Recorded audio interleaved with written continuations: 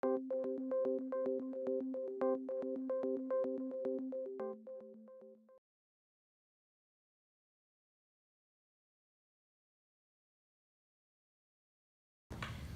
Russ Hayward podcast today, focusing on family business, gave us a great opportunity to discuss succession planning.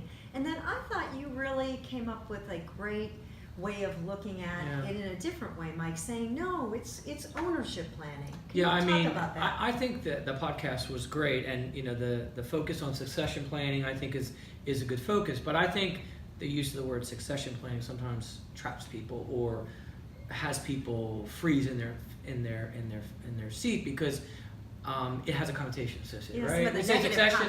Like if you're young and you're just getting into business, you're not really thinking about succession. I like to call it ownership planning. Some people call it exit planning, but they say, well, I'm not exiting, or transition planning, I'm not transitioning.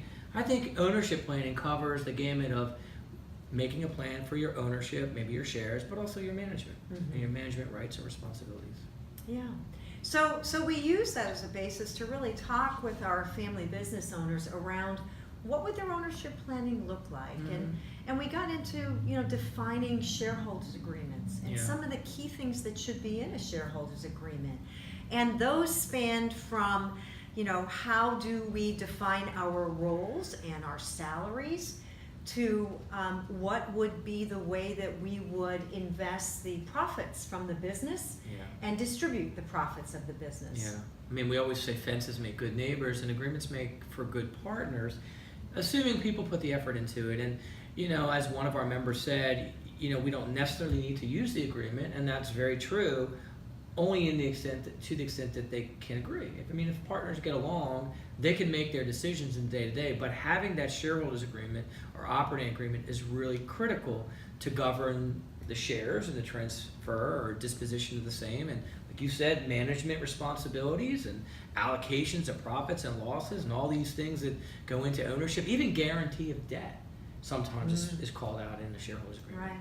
Well, we talked about the fact that sometimes our family business owners are different ages, and so they may want to leave the business sooner versus later in some cases. And so being able to set up in the family business shareholder agreement what would be the valuation methodology, what would happen if a person chooses to leave the business, maybe because of health or maybe because of retirement, what happens to those shares, and spelling that out so that there's nothing left to chance. Or we talked about even what if a divorce happens in the family. That's in a very sticky area, but you referenced, I think importantly, the influencers in the business. And most people are married or have a relationship, and you get ownership in a business, it becomes part of your marital estate or your marital property, and having that discussion with your spouse or other influencers up front is really important.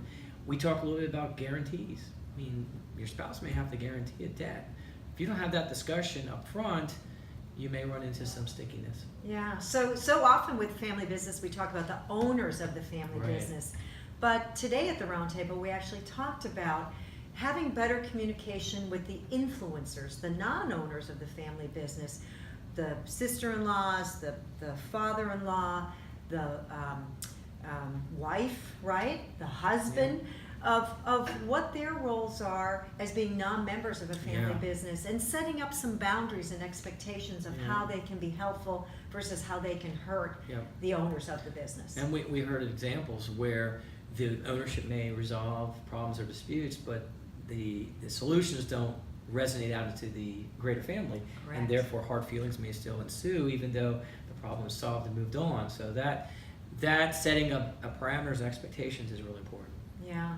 So today, again, in our discussion, we talked about the role of good communications, both written owners agreements and shareholders agreements, to also the verbal communication that has to happen between business owners involved in the business and those influencers who are not.